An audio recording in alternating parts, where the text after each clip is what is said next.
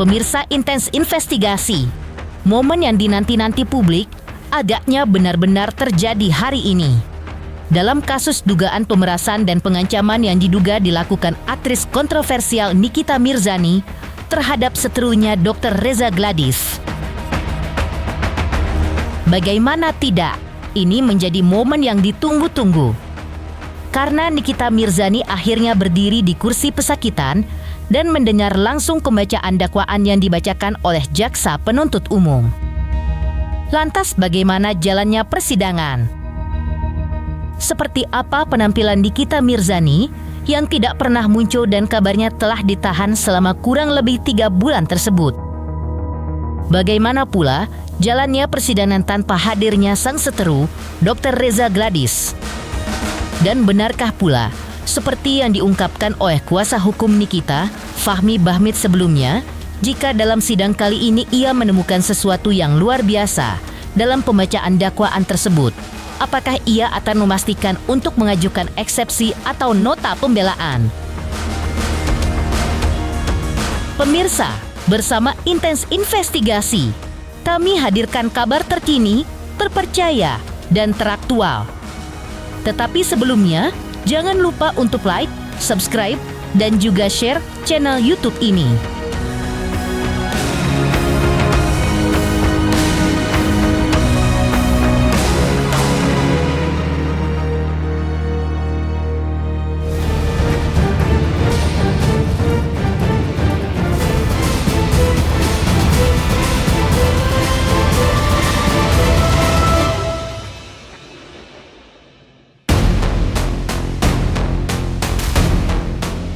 Seperti diceritakan sebelumnya, atau di mana hari ini suasana di pengadilan mendadak heboh dengan hadirnya aktris kontroversial Nikita Mirzani yang menjalani sidang dugaan pemerasan dan pengancaman terhadap seterunya Dr. Reza Gladys.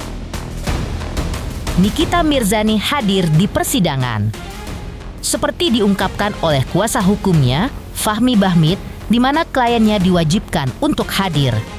Tidak ketinggalan, Nikita juga ditemani oleh asistennya Ismail Marzuki. Keduanya disebut-sebut langsung diboyong dari 2 lapas yang berbeda. Nikita dibawa langsung dari Lapas Pondok Bambu Jakarta Timur dan Ismail yang menghuni rutan Cipinang. Lantas seperti inilah penampilan Nikita Mirzani saat mendatangi pengadilan.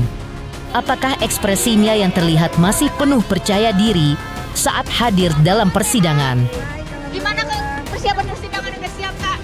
Mendengar dakwaannya nanti? Siap. Loli katanya Ami semangat terus. Ami doain, Loli doain yang terbaik. Ami ada yang mau disampaikan nggak ke RG?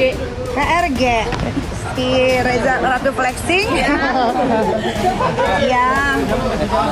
Pakailah harta bendamu nanti di persidangan ya. Ani kalau dihadirin mau disampaikan nggak Mi? Oh pasti dong. Nanti kan dia akan berhadapan sama saya.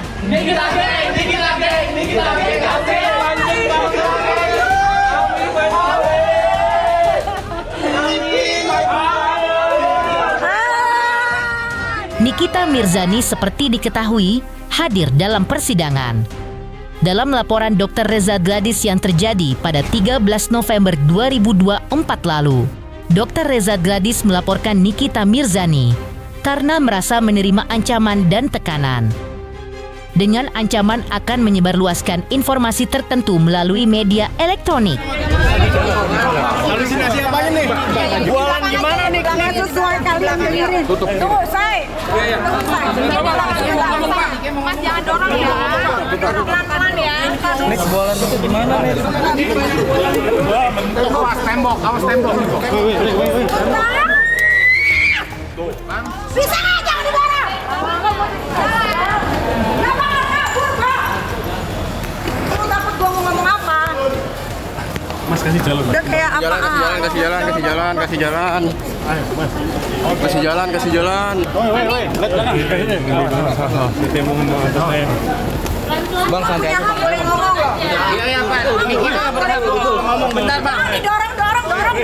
Iya, kasihan dia di borgol tuh. Ya udah Diki gimana? Pembunuh, anak kan? Ngomong apa teh? Santai aja loh, gue ini bukan pembunuh. koruptor aja nggak diginiin. Seperti apa nih? Sesuai Yang kalian dengar banyak yang dipotong-potong. kan banyak pembahasan yang bikin dokter juga ya. Iya, jadi dakwaan itu banyak ngomong tentang dokter, tapi yang ditangani kita Mirzani.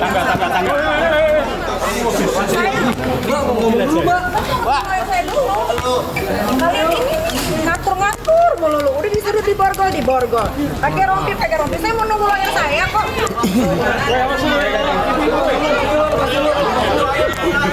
Saya mau ngomong ya. Saya boleh ngomong semua. Ya, boleh. Ya sudah. Orang dari baik-baik sampai nyolot. Udah yuk, bentar yuk, Ibu. Kasih nih kita ngomong dulu.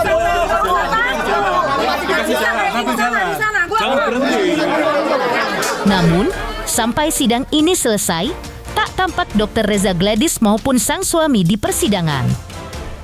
Lantas apa alasan ketidakhadiran Dr. Reza Gladys? Bagaimana jalannya persidangan tanpa hadirnya Dr. Reza Gladys?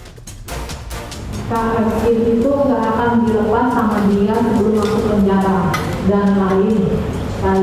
Pokoknya kalau udah masuk posisinya dia dok itu ATMC bertabur bintang karena akun dia itu disorot banget sama tinggi.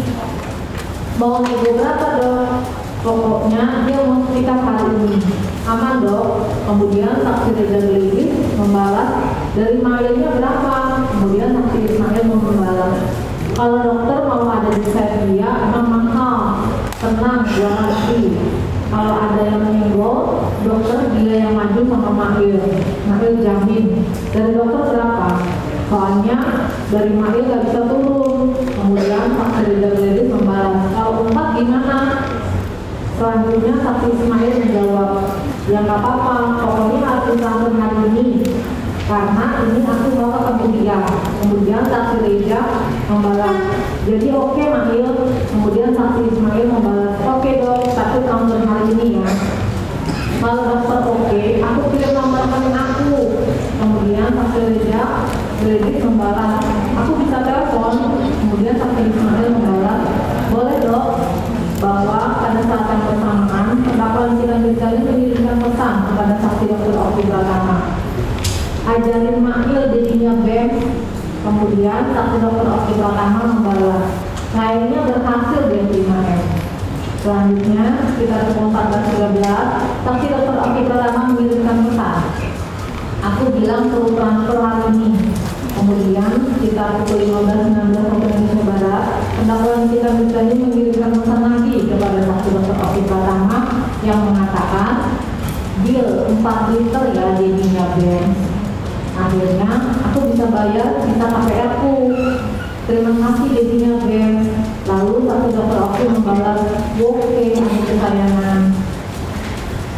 Bahwa oleh karena saksi Ismail Marzuki telah mengirimkan foto faktur pembelian dari e-commerce dari produk Glowing Booster Salgia melalui pesan pada aplikasi WhatsApp, yang mana saksi Reza Gladys sudah tidak menjual lagi produk tersebut di e-commerce sejak Mei 2024. Namun karena saksi Reza Gladys terancam dikarenakan saksi Ismail Marzuki mengatakan terdakwa Nikita Mirzani akan sikap pada hari itu juga di tanggal 14 November 2024, sehingga saksi Reza Gladys mau memberikan uang sebesar 4 miliar rupiah yang diminta oleh terdakwa Nikita Mirzani melalui saksi Ismail Marzuki.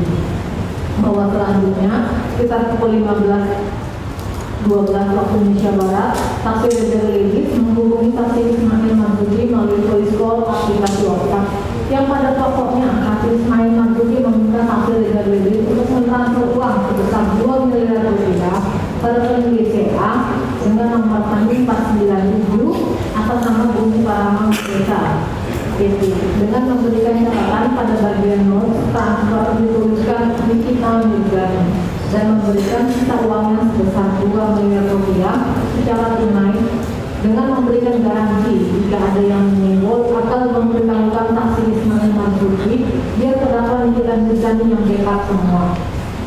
Selanjutnya, kita pukul 17.18 waktu Indonesia Barat, saksi Reza Gladys mengirimkan bukti tangkapan maya sudah mentransfer uang sebanyak 2 miliar rupiah pada rekening BCA dengan nomor rekening 497 atas nama Bumi Parama Merdeka. Kemudian saksi Ismail Marzuki menjawab, oke dok, siap, thank you. besok untuk sisanya kabarin ya jam berapa. Soalnya kita mau langsung jam 5. Bahwa sekitar pukul 20.05 waktu Indonesia Barat, saksi Dr. Oki menanyakan kepada terdakwa Richard Mirzani mengenai apakah saksi Reza Goledis sudah mengirimkan uang sebesar 4 miliar rupiah tersebut. Kemudian terdakwa Richard Mirzani menjawab jika saksi Reza Goledis sudah memberikan uang sebesar 2 miliar rupiah. Kemudian saksi Dr. Oki Latama menyampaikan supaya terdakwa Richard Mirzani untuk menagih pada hari berikutnya sisa uang sebesar 2 miliar rupiah. Bahwa kemudian pada tanggal 15 November 2024 sekitar pukul 10.42 waktu Indonesia Barat, saksi Ismail Marzuki melalui pesan WhatsApp menanyakan kepada saksi Reza Goledis mengenai sisa uang 2 miliar yang dan menyepakati pemberian uang tersebut pada pukul 15 waktu Indonesia Barat diwakili Wan Jalwakmal yang beralamat di rumah sakit Fatmawati Raya nomor 1 RT 11 RW 1 Pondok Labu Jalan Cilandak Kota Jakarta Selatan. Selanjutnya sekitar pukul 15.09 saksi Reza Goledis, saksi Ismail Marzuki dan saksi Reza Goledis dan saksi RD atau Ubah Mungkit bertemu di tempat tersebut. Kemudian saksi RD atau Ubah Mungkit menyerahkan secara tunai uang sebesar 2 miliar rupiah kepada saksi Ismail Marzuki. Selanjutnya saksi Ismail Marzuki pergi mengantarkan uang tunai sebesar 2 miliar rupiah kepada terdakwa Richard Mirzani dengan alamat Perdana Residensi Jalan Perdana nomor 7 Pekalongan Selatan, Kecamatan Pesanggerahan, Jakarta Selatan. Bahwa perbuatan terdakwa Richard Mirzani bersama dengan saksi Ismail Marzuki yang mengancam melalui aplikasi WhatsApp akan menghancurkan kredibilitas saksi Reza Goledis ini sebagai dokter, sehingga mengakibatkan saksi Reza Goledis mengalami kerugian sebesar 4 miliar rupiah.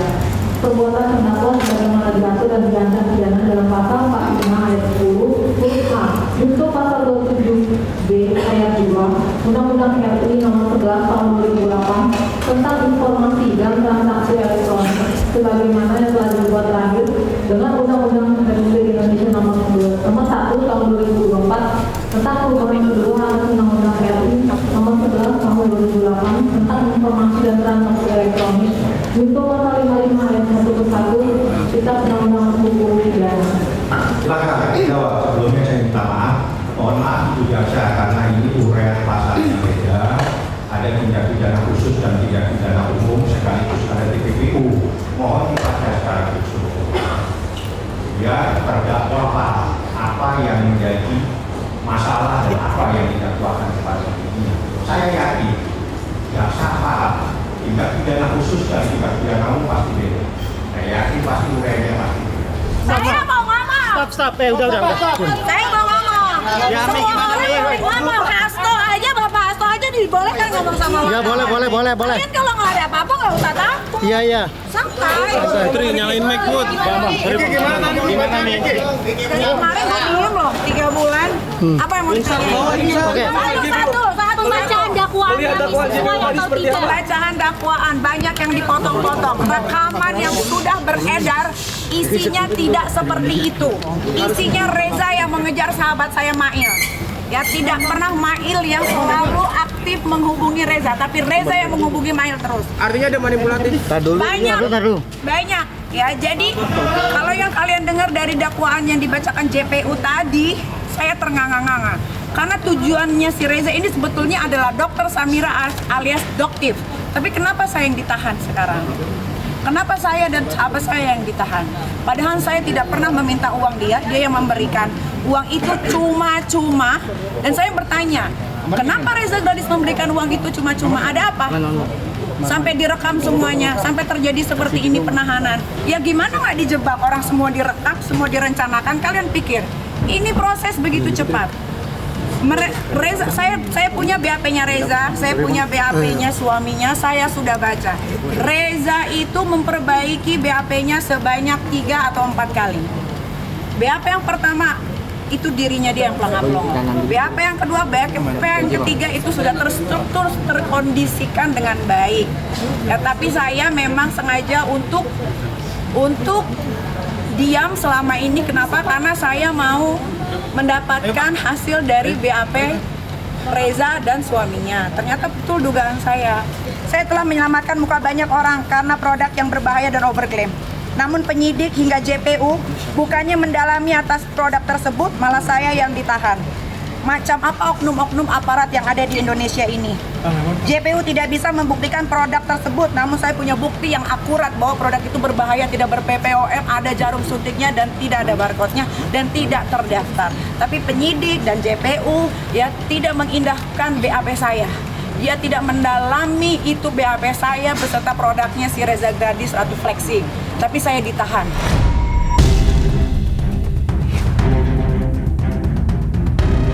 Sementara itu, seperti terlihat dalam jalannya persidangan, suasana ruang sidang terlihat tegang, penuh sorotan kamera dan tatapan publik. Nikita duduk tenang, namun menjelang berakhirnya sidang, tampak ada suasana yang tak biasa menghiasi jalannya persidangan. Lantas benarkah seperti diungkapkan oleh kuasa hukum Nikita, Fahmi Bahmit sebelumnya, jika dalam sidang kali ini ia menemukan sesuatu yang luar biasa dalam pembacaan dakwaan? Apakah ia memastikan akan mengajukan eksepsi atau nota pembelaan? Iya, jadi kayak bingung aja kayak dia kan udah mengakui diri dia overclaim, tapi Mail sama Nikita udah ditahan. Terus video overclaimnya dia dihapus. Gitu. Mundur pelan-pelan. Saya nggak kenal sama Reza yang nyari saya. Terus Mail jalan ngomong aja Mail. Iya, dia yang nyari saya bingung juga. Emang halusinasi. Dakwaannya halusinasi. Mail mungkin ada pesan yang mau disampaikan, tadi Kak Diki juga menyampaikan pesan. Mail sih cuma pengen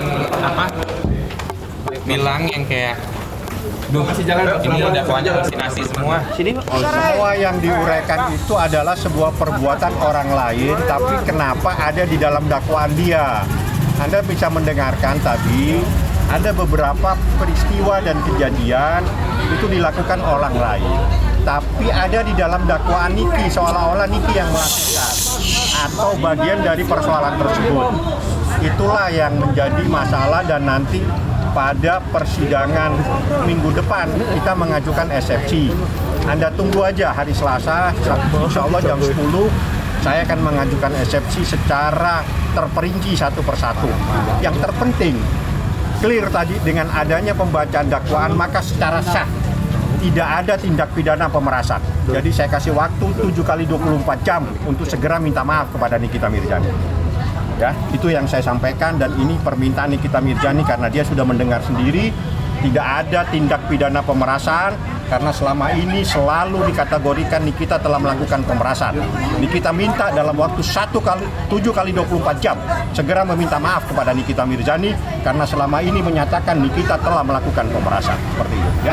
Yang dibilang ada halusinasi, contohnya bahwa terkait dengan orang yang disebutkan tadi itu ada beberapa peristiwa tindakan orang lain tapi ada di dalam dakwaan dia. Makanya Nikita heran, ini yang melakukan orang lain tapi kenapa ada di dakwaan saya gitu loh. Itu yang Nikita bilang dan sebagian itu adalah tidak benar. Makanya dikatakan bahwa korban ini halusinasi. Seperti itu tadi bahasanya. Korban itu halusinasi katanya Nikita Mirzani. Kedua, itu adalah tindak pidana pencemaran nama baik. Tindak pidana pemerasannya sudah tidak ada, dihapus oleh jaksa penuntut umum. Oleh karena itu selama ini laporannya adalah tindak pidana pemerasan, proses hukumnya terkait dengan tindak pidana pemerasan, berita yang berkembang terkait dengan tindak pidana pemerasan, Nikita minta 1 kali 7 jam, 7 kali 24 jam, mohon maaf, segera minta maaf. Ya dia berani kan ada dalangnya. Siapa sih sendiri nggak mungkin lah. Dalangnya siapa? Dia ada orang kuat di belakang dia. Ya lihat aja. Sebelumnya, atau jelang jalannya persidangan hari ini, Fahmi Bahmit sempat menyebut bahwa ketidakhadiran Reza Gradis bukan tanpa sebab. Menurutnya, sang dokter sedang diperiksa oleh pihak kepolisian terkait dugaan pelanggaran Undang-Undang Kesehatan dan Undang-Undang Konsumen dengan jumlah korban sebanyak 4 orang. Lantas benarkah laporan itu bisa menjadi titik terang bagi Fahmi maupun Nikita untuk membalas pelaporan Dr. Reza Gradis? Beda persoalannya. itu persoalan konsumen yang merasa dirugikan. Itu saat ini ada dalam proses penyelidikan di Polda Metro Jaya, ditangani oleh Ditreskrimsus, dan tahapannya biar berproses seperti apa yang harus dilaksanakan oleh penyelidik. Jadi korbannya adalah konsumen, ya, konsumen 4 orang. Meninggalkan jalannya persidangan Nikita Mirzani hari ini. Sebelumnya suasana sidang juga sempat memanas ketika pernyataan kuasa hukum Reza Gladys yang mempertanyakan pernyataan dari hakim mediator. Lantas, apa tata kuasa hukum Reza Gladys saat itu? Teruntuk subscribers Intens Investigasi, terima kasih atas atensi dan perhatiannya selama ini. Hingga kini, Intens Investigasi telah berusia 5 tahun. Saksikan terus Intens Investigasi dan pastikan jangan lupa untuk like, subscribe, share, dan juga komen. Terima kasih. Selamat untuk Intens Investigasi karena sudah mencapai 3 juta subscribers di YouTube. Sukses selalu dan all the best.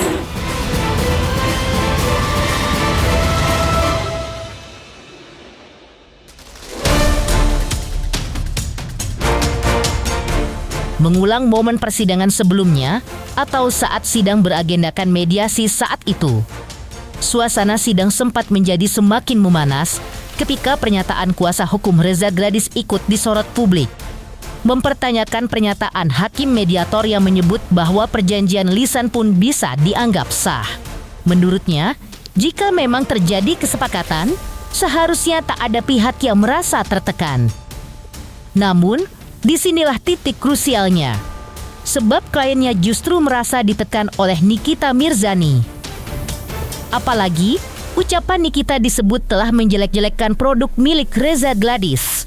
Kuasa hukum Reza pun dengan lantang menyatakan, jika ada unsur tekanan, maka unsur pemerasan pun sudah terpenuhi. Jadi hari ini adalah mediasi ya, yang dihadiri oleh para kuasa penggugat dan tergugat 1 dan tergugat 2 ya. Kemudian mediasi hari ini dipimpin oleh hakim mediator Ibu Luciana Apang. Kemudian tadi ada hal yang menarik ya, ada hal yang menarik bahwa tadi hakim mediator mengatakan bahwa kalau perjanjian itu boleh dilakukan secara tulisan dan secara lisan. Nah, tetapi dengan ketentuan secara lisan itu para pihak itu harus sepakat dan sukarela. Artinya itulah kesepakatan lisan dan itu diakui oleh hakim mediator. 1.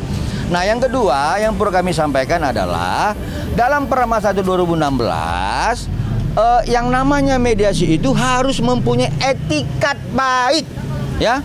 Nah, tetapi faktanya ya kuasa hukum dari penggugat atas nama Fahmi Bahmid sudah melaporkan klien kami. Katanya ada 4 korban yang melapor, tapi di undangan itu kan nama dia. Artinya kan kami melihat adanya mencari-cari kesalahan klien kami juga. Kami menilai etikat baiknya itu nggak ada gitu loh. Ada pertama review buruk, kemudian diancam kalau nggak diberikan, teteh nanti gimana gitu kan. Artinya adalah hancur kredibilitas dia sebagai dokter. Ancamannya seperti itu gitu loh. Nggak sepakat. Jadi kalau dibilang endorse, mana endorse-nya gitu loh. Ya, jadi kalau kemudian dikatakan adalah perjanjian lisan, ya siapa yang suka rela diperas-peras gitu loh. Ya, seperti itu.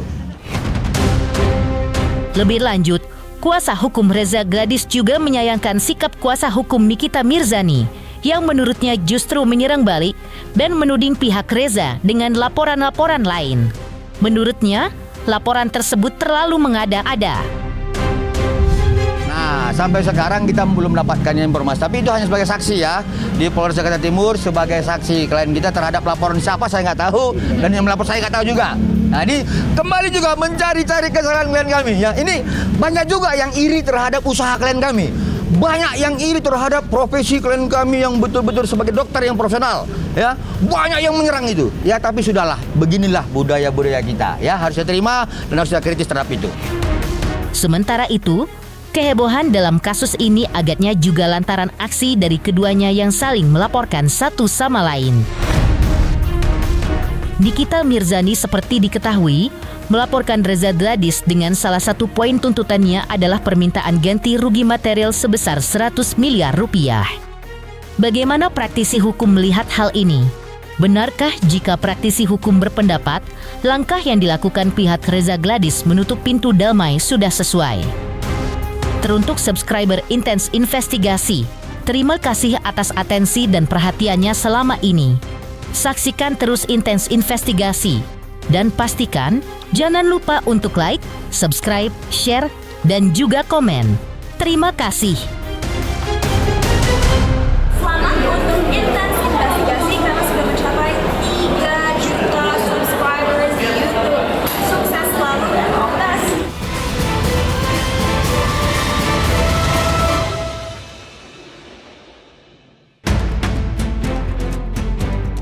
Kehebohan kasus ini makin menjadi sorotan. Bukan hanya karena saling serang di media sosial, tapi juga karena keduanya sama-sama saling melaporkan ke jalur hukum. Seperti diketahui, Nikita Mirzani telah melayangkan gugatan terhadap Reza Gladys, yang dalam salah satu poin dalam gugatan adalah permintaan ganti rugi sebesar 100 miliar rupiah. Ya, 100 miliar rupiah. Jumlah yang tentu saja langsung menyita perhatian publik. Namun, benarkah gugatan yang diajukan Nikita dianggap prematur oleh Deolipa Yumara? Benarkah Deolipa juga sepakat dengan Reza Gladys yang mengatakan sudah menutup pintu damai? Ini kan gugatan prestasi atas perjanjian lisan. Ini perjanjian lisan ini paling sulit karena omong ketemu omong kan susah dipegang itu perjanjian lisan. Jadi ini gugatannya juga sebenarnya prematur karena perjanjian lisan. Memang ada dalam hukum boleh perjanjian tulisan, boleh perjanjian lisan, tapi ada syarat-syarat khusus juga untuk perjanjian lisan gitu kan. Nah, persoalan kedua, gugatannya ini kan nilainya 100 miliar. Bagi seorang Reza Gladys ya, buat apa kita buat damai bayar 100 miliar, mending tutup aja perdamaian kan gitu. Tidak benar dia. Soalnya gugatannya mahal. Cuman perkara ngomong-ngomong kok sampai 100 miliar. Ini uangnya buat bisnis kan, itu pikirannya Reza Gladys paling kan gitu. Jadi ya udahlah, itu haknya Reza Gladys, mau nggak ada mediasi ya udah selesai. Tapi mediasi tutup, tinggal masuk ke sidang ke pokok perkara. Soalnya gugatannya kegedean. Kalau gugatannya cuma 100 juta, 2 juta, mungkin ya udahlah kita damai-damai lah supaya nggak berisik kan begitu. Tapi kalau 200 miliar, kita juga kalau digugat 10 miliarnya nggak mau, ngapain bersama itu biarin aja lanjutnya kan begitu. Demikian pemirsa, kabar terkini, terpercaya, dan teraktual yang kami hadirkan hari ini. Pemirsa Intens Investigasi, jangan lupa saksikan terus Intens Investigasi. Dan pastikan, jangan lupa untuk like, subscribe, dan juga share channel Intens Investigasi.